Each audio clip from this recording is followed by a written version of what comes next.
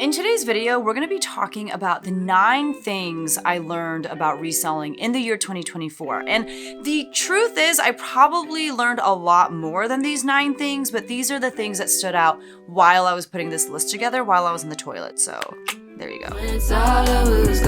Hi everyone, my name is Becky Park. I'm a part-time reseller and I've been reselling now since December of 2017. It's been a long time, and by no means would I say I am like the expert or a pro at this. I have only ever done this part-time. It's not like this is how I pay all of my bills and pay for my house and all of that sort of thing. There are people doing this on a much larger scale than I ever will. But that being said, I feel like I've been in it for long enough to have learned a lot, and I do think that there were 9 specific lessons that really stood out to me that I want to share with you in this video. So we're going to jump right into it. The first lesson that it's not like I only learned this in the year 2024, but I think it really just like sank into my bones was this idea that there is no right way to resell. And I have to keep like muttering that to myself, almost as if it's like a mantra, because sometimes I will see how people are running their businesses and I will say, I guess I should be doing that. Or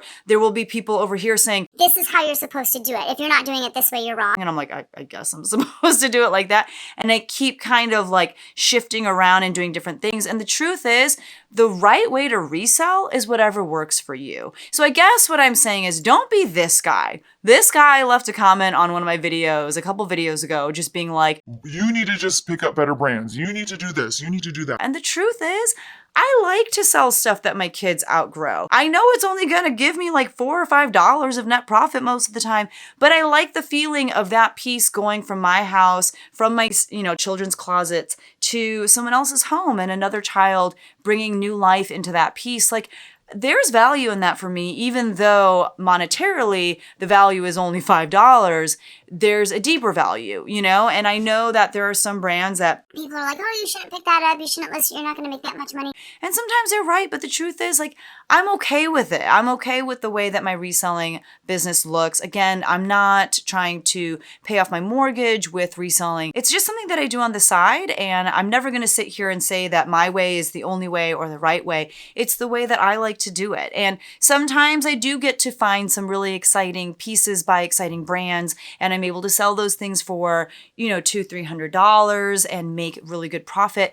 But again, the truth is I'm not going to have a lot of things to list. I'm not going to be able to list on a daily basis if I am trying to only look for those kinds of items. So again, even for someone like me who's been doing this for a really long time, I get distracted or my resolve gets drowned out by how loud some other people are when they say, don't do it like that. Do it like this. And I find myself being like, oh my gosh, like what should I do? When you find something that works for you, it's okay to stick with it, even if it doesn't look the way that the reselling expert says that it should look. Now, if you're losing money, you are doing something wrong. And I will stand by that. It sounds harsh, but if, on a daily basis, you're doing your numbers and you're in the red, you're doing something wrong. You should not be losing money. Another lesson that I learned in 2024 is that I can do hard things. In the summer, I was approached by Whatnot to partner with them and put out some content for them. And I don't know why. I just decided to go really big. And I decided to do 10 live shows 10 days in a row. I mean, at most, I'd probably done like 2 shows a week or something like that. So I don't know what compelled me to be like, let's do this, guys. Let's do 10 days of shows in a row. And it was really hard. It was hard to do that much sourcing. It was hard to go live that much. My God, the shipping was hard, but I learned that I can do hard things. I learned that I can say I'm going to do something. I can make a plan so that it will happen and I can stick to it. And there's something about that. It's not even like the Whatnot piece of it, which was cool and I made a good amount of money and stuff like that. It was the piece that I was like, you know what? I'm going to set a goal for myself that seems kind of out of reach. And it was the fact that I did it. You know what I mean? And I think that that did so much for my confidence and so much for even just kind of my self-worth. And I think that that experience has really given me the boost I needed to be able to say, I can do other hard things too when it comes to my business, when it comes to my health, when it comes to X, Y, and Z. That was really important. So I would challenge you, find something that you've been wanting to do or something that is just kind of crazy, and set it as a challenge for yourself. Make the plan as to how you're going to make it happen and then do it, because it's really cool to come out the other side and be like, I just did that. I don't know what it does for your confidence. It's pretty life-changing. Now, on the flip side, another lesson that I learned in 2024 is that setting unrealistic goals or expectations for yourself will lead to disappointment. So yes, I think if there's like one big challenging thing that you want to try to accomplish, you should absolutely do it. And even if you fail, the fact that you tried and all of the stuff that comes from the effort of trying to get there, you're going to grow because of that, right? But I'm talking about holding yourself to unrealistic expectations on a daily basis. For example, I think I went into 2024 being like, this is going to be the best sales year ever. Like, this is going to be the year that I'm so consistent with my listings, and I'm going to up the number of listings that I do a day. I'm going to do 10 listings a day. I'm going to make this much money in the year. And if you've been watching my What Sold videos throughout the year, you know that sales for me in 2024 were honestly pretty dismal. They were nothing compared to the kind of sales numbers that I used to put up even like 4 or 5 years ago when I was a lot newer at this. And the main reason why I think that happened for me personally is because my kids are getting older. They're at a stage in their lives where I have to just like drive them around a lot more. We are away a lot more for things like gymnastics meets. I don't know, like we're just like doing things a lot more than when they were littler. When they were littler, we were just at home together. They could be, playing in the background. I could be listing on my laptop. We weren't out and about the way that we are now. And that was something I just didn't anticipate. I mean, I knew that they were doing gymnastics and, piano lessons and all these different things. I guess I just never like put a lot of thought into how that would impact me and the amount of time that I have outside of my full-time job, which is teaching choir. Being able to list 10 things a day quickly goes out the window when you're only home for like an hour, and that hour is throwing dinner together and shoving food in the mouths of children. But because I went into the year being like, all of these things are going to happen, I was kind of sad and let down by myself when those things kind of fell through. So I would say definitely as we, get into this new year, set goals for yourself. I think that that's important, but set realistic ones. You can aim a little bit higher than maybe what you think you can accomplish for the time being, but go in knowing that that's what you're doing. Go in knowing, okay, I'm going to set a pretty high goal for myself. I probably won't meet it, but that's okay because every effort that I make to get there is going to help me get stronger, get better, get faster. And that's worth it too. Even if you don't actually meet the goal, everything that you got as a result of trying to get here, amazing. Another lesson that I learned in 2024, and I think that this was extremely necessary and helpful coming out of COVID especially, is the idea that reselling is better with community. I think that most of us know that reselling is a very isolated and lonely occupation. You're just kind of stuck in your dungeon of your reselling space and you're just like hanging out with clothes or whatever it is that you resell all day. You're just kind of muttering to yourself, "Nobody move! Drop me brain." You take pictures of things, you're shipping alone, maybe you do it with a partner or with a family member or something, but it's a lot of just kind of being by yourself, and that's what reselling is. However, this year, I was able to build relationships with some really cool people, with people who just are kicking butt when it comes to reselling, and a lot of really cool things happened as a result. One, I feel like I became a better reseller. I became more well-versed and knowledgeable about reselling because of the time that I was able to spend with these people. I'm thinking about people even like Reseller Supply Co. Like I've only gotten to hang out with them a handful of times, but every time I get to hang out with Kyle and Grandpa Dave and DJ, like I feel like my brain has just been stuffed with so much information, and I come home and I'm like, oh my gosh, like I'm like rearing to go. I'm so excited. They just kind of give me a kick in the butt to, push a little harder. I am part of Kaylee, Elaine, and Trash Panda's Resellers Edge University, and having that community on Facebook of people to chat with about,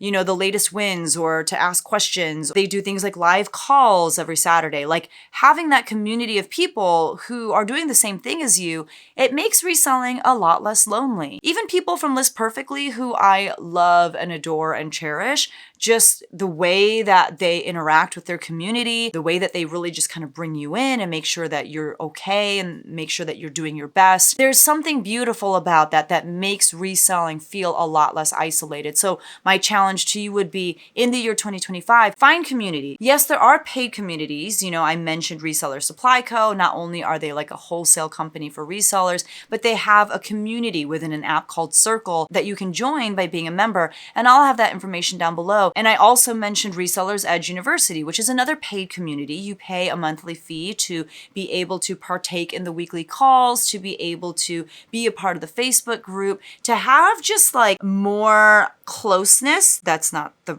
actual term, but that's what my brain thought of right now. But to be closer, to have more access, that's what I was looking for. To have more access to people like Haley Elaine and Sean and Bethany. Like that's what you're paying for, right? But you're also paying for the community. You're paying to learn alongside all these other people. You're paying to learn from people who have been at this for longer, who are making more money than you, but also to help those that maybe are just starting out. And there's something that enriches the soul when you are able to give advice or give encouragement to someone and to know that you have made an improvement in their life as a result. So even though you may not be the authority, you may not be Kaylee or Sean or whoever in that context within Resellers Edge University, the fact that within these live calls in the chat feature or within Facebook, that you can even be an encouraging word to someone, there's something about that that isn't necessarily reseller related, but it's good for the soul. You know what I mean? To know that you have contributed positively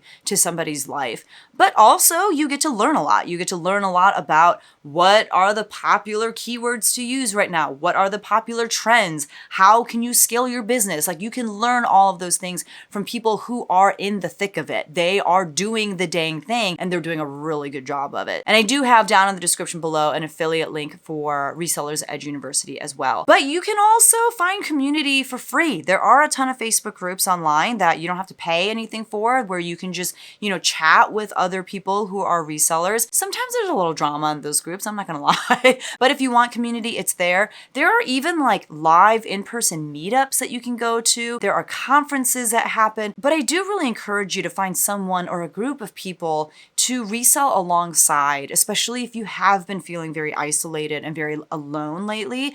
There is something just so beautiful about community and about doing something together. Whether it's you feel like you're taking a lot, you're taking a lot of information and you're asking a lot of questions, that's okay. Or whether you're in a space where you're able to give a lot, you're able to give a lot of advice, you're able to share your own experiences. There's something really powerful about both things. This is kind of a smaller, more logistical one, but another lesson I learned this year is that not having done an inventory check in many years is really kicking me in the butt. Like I keep saying that I'm gonna do a full check of my inventory and I still haven't done it. I think I did like one bin for a video and that was it. Like I need to before February. I'm gonna say I'm gonna do it sometime in January. I need to go through all of my bins and do a for real check. Please come check on me at the end of January, early February. Be like, did you do it yet? Did you do an inventory check? That's how I will know who the real ones are. If you hold me accountable come early February, I will know that we are the best of friends. But I need to do an inventory check because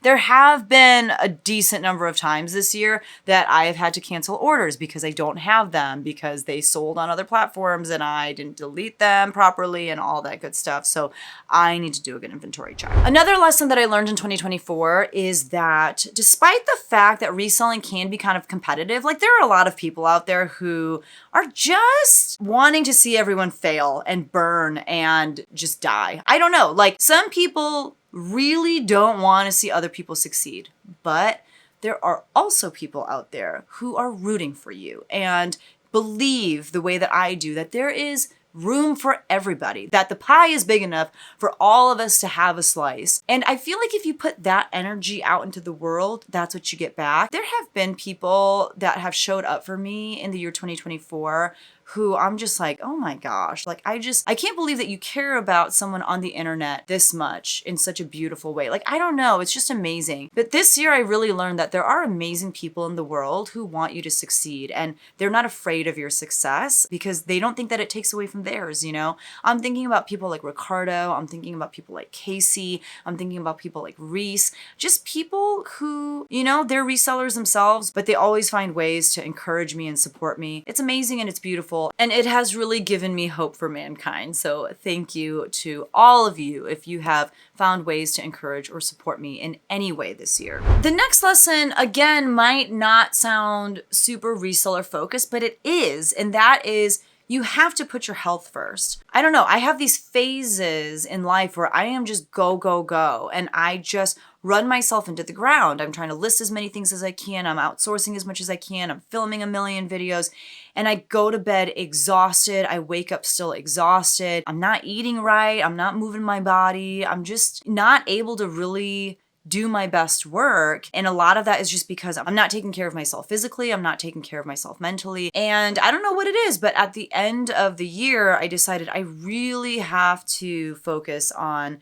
again, just like putting my health first. And it's not even just my physical health, but even like, I don't want to call it mental health for me personally, because I don't think that that's something that I've been struggling with this year, but it's more so just like my brain, like exercising my brain and not just doing reselling things, but like reading books and like doing creative things, because those things are good for the brain, you know? And when you are healthy, then your business can be healthy. If you are sick, then you can give everything that you have, but you don't actually have that much to give, you know? So I know a lot of people feel like I don't have time to invest in myself and in my health. But the truth is, without your health, you're not going to have a business for much longer. So I don't know. I can't really like put my finger on a moment where I was like, I need to make a change here. I'm thankful that it happened. I am prioritizing my sleep. I am prioritizing how I eat, and I am prioritizing exercise. And I think that those things have helped me just kind of